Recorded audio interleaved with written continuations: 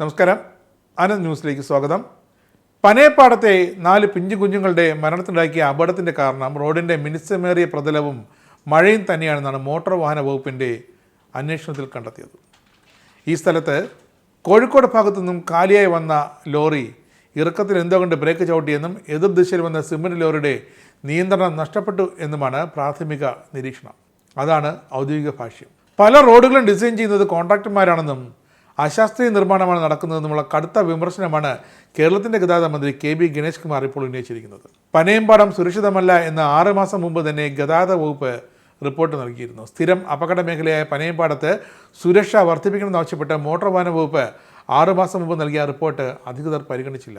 റോഡിൻ്റെ അപാകത തന്നെയാണ് അപകടംക്കിടയാക്കുന്നതെന്നതിനാൽ ഇവിടെ വേഗത നിയന്ത്രണ സംവിധാനം ഒരുക്കണമെന്നായിരുന്നു ഒരു നിർദ്ദേശം. ഇതൊക്കെ അധികൃതർ അന്ന് ശ്രദ്ധിച്ചിരുന്നെങ്കിൽ ഇപ്പോഴത്തെ ഈ ദുരന്തങ്ങൾ പതിവ് പറയുന്നത് പോലെ ഒഴിവാക്കാമായിരുന്നു. പക്ഷേ അധികൃതർ എന്നുദ്ദേശിക്കുന്നത് ആരെയാണെന്നാണ് ഇപ്പോൾ വകുപ്പിലെ സർക്കാരിൻ്റെ സംശയം. മന്ത്രി കെ.ബി. ഗണേഷ് കുമാർ പറഞ്ഞതിൽ കാര്യമുണ്ട്.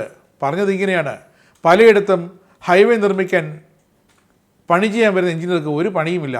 ഹൈവേ നിർമ്മിക്കാൻ ഏൽപ്പിച്ചിരിക്കുന്ന പുറത്തുള്ള കമ്പനികളുടെ കോൺട്രാക്ടർമാരുടെ ഡിസൈനിങ് ആണ് പലയിടത്തും റോഡായി മാറുന്നത്. ലോകബാങ്കിൻ്റെ റോഡുകൾ പോലെ പ്രാദേശിക എഞ്ചിനീയർമാരെയോ പ്രാദേശിക ജനപ്രതിനിധികളെയോ ഈ കോൺട്രാക്ടർമാർ കണക്കിലെടുക്കാറില്ല. ഗൂഗിൾ മാപ്പ് വഴി റോഡ് ഡിസൈൻ ചെയ്ത ശേഷം പണം നൽകുകയാണ് ചെയ്യുന്നത്. ഇങ്ങനെ ഞെട്ടിക്കുന്നൊരു സത്യമാണ് കെ.ബി. ഗണേഷ് കുമാർ എന്ന കേരളത്തിൻ്റെ ഗതാഗത മന്ത്രി വിളിച്ചു പറഞ്ഞത്. പാലക്കാട് കല്ലടിക്കോട്ട് ദേശീയപാതയിൽ ലോറി പാഞ്ഞു കയറി 4 കുട്ടികൾ മരിച്ച സംഭവത്തിൽ തൻ്റെ നിലപാടാണ് ഗണേഷ് കുമാർ വ്യക്തമാക്കിയത്. അത് കേന്ദ്രമന്ത്രി നിതിൻ ഗഡ്കരിയെ ഡൽഹിയിലെത്തി കണ്ട ശേഷം. അധികൃതർ ഒന്ന് കണ്ണു തുറന്നിരുന്നെങ്കിൽ ആ 4 ജീവനുകളെങ്കിലും രക്ഷിക്കാമായിരുന്നെന്നും അപകട മേഖല എന്ന റിപ്പോർട്ടുണ്ടായിട്ടും അനങ്ങാതിരുന്ന ഉദ്യോഗസ്ഥരും ഭരണകൂടവുമാണ് പാലക്കാട്ടെ ആ ദാരുണ അപകടത്തിന് ഉത്തരവാദിയെന്നും വ്യക്തമാണ്. ഡിസൈൻ ചെയ്യുന്ന റോഡിൽ വീടുണ്ടോ, വീട്ടിലേക്ക് പ്രവേശിക്കുന്ന വഴിയുണ്ടോ എന്ന് പോലും ഈ വൻകിട കമ്പനികളുടെ കോൺട്രാക്ടർമാർ കണക്കിലെടുക്കാറില്ല. റോഡ് നിർമ്മിക്കേണ്ട സൈറ്റിലെത്തി നേരിട്ട് കാര്യങ്ങൾ മനസ്സിലാക്കാൻ ഡിസൈൻ ചെയ്യേണ്ടത്. റോഡിലെ വളവിലെ കയറ്റം ഇറക്കം ഇവയൊന്നും അവർ പരിഗണിക്കാറില്ല. ഗൂഗിൾ മാപ്പ് നോക്കി റോഡിൻ്റെ ലൊക്കേഷൻ കണ്ടെത്തി ഒരു ഡിസൈൻ നൽകും. ഇപ്പോഴത്തെ ഏറ്റവും പുതിയ ട്രെൻഡ് അതാണ്. അതുതന്നെയാണ് കേരളത്തിലെ പല റോഡുകളും, കേരളത്തിലെ മാത്രമല്ല മറ്റ് സംസ്ഥാനങ്ങളിലെയും പല റോഡുകളിലും അപകടങ്ങൾ വർദ്ധിക്കാനും നിർമ്മാണം അശാസ്ത്രീയമാകാനും കാരണമെന്ന് ഗണേഷ് കുമാർ തുറന്നു പറയുന്നു. ലോകബാങ്ക് നിർമ്മിക്കുന്ന റോഡുകളിൽ KSTPക്കോ PWD എഞ്ചിനീയർക്കോ ഒരു പങ്കുമില്ലെന്നതും വസ്തുതയാണ്. സ്ഥിരം അപകട മേഖലയായ പനയപ്പാടത്ത് റോഡിൻ്റെ അപാകത അപകടക്കിടയാക്കുന്നത് തുടർ സംഭവമായി മാറിയിരുന്നു. പക്ഷേ അതുകൊണ്ട് തന്നെയാണ് മോട്ടോർ വാഹന വകുപ്പ് അവിടെ വേഗത നിയന്ത്രണ സംവിധാനം ഒരുക്കണമെന്ന് ആവശ്യപ്പെട്ടതും. പാലക്കാട് IIT വിദ്യാർത്ഥികളാണ് ഏറ്റവും ഒടുവിലൂടെ ഇത്തരത്തിലുള്ള പഠനം നടത്തിയ റിപ്പോർട്ട് മോട്ടോർ വാഹന വകുപ്പിന് നൽകിയത്. 70 കിലോമീറ്റർ വരെ വേഗത്തിൽ സഞ്ചരിക്കാവുന്ന റോഡാണെങ്കിലും അപകട സാഹചര്യം മുൻനിർത്തി 30 കിലോമീറ്ററായി പരമാവധി വേഗം അവിടെ മോട്ടോർ വാഹന വകുപ്പ് ചുരുക്കിയിരുന്നു.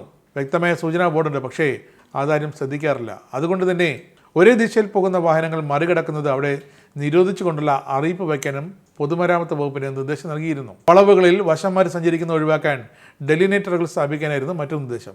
നേരത്തെ ഇവിടുത്തെ വളവിൽ വാഹനങ്ങൾക്ക് ഗ്രിപ്പ് കിട്ടാൻ റോഡിൽ പരുക്കൻ അവസ്ഥയാണ് തയ്യാറാക്കിയിരുന്നത്. അങ്ങനെ അപകടം കുറഞ്ഞിരുന്നു. പക്ഷേ റോഡിൻ്റെ പരുക്കൻ സ്വഭാവം പിന്നീട് മാറുകയും അത് പിന്നെ നേരെയാക്കാൻ പൊതുമരാമത്ത് വകുപ്പ് തയ്യാറാകുകയും ചെയ്തില്ല. അതുതന്നെയാണ് അപകടത്തിന് കാരണമെന്ന് മോട്ടോർ വാഹന വകുപ്പിൻ്റെ പ്രാഥമിക അന്വേഷണത്തിൽ വ്യക്തമായിട്ടുണ്ട്. ഇതൊക്കെ അധികൃതർ അന്നേ ശ്രദ്ധിച്ചിരുന്നെങ്കിൽ പതിവ് പറയുന്നത് പോലെ ഇത്തരം ദുരന്തങ്ങൾ ഇത്തവണയെങ്കിലും ഒഴിവാക്കാമായിരുന്നു.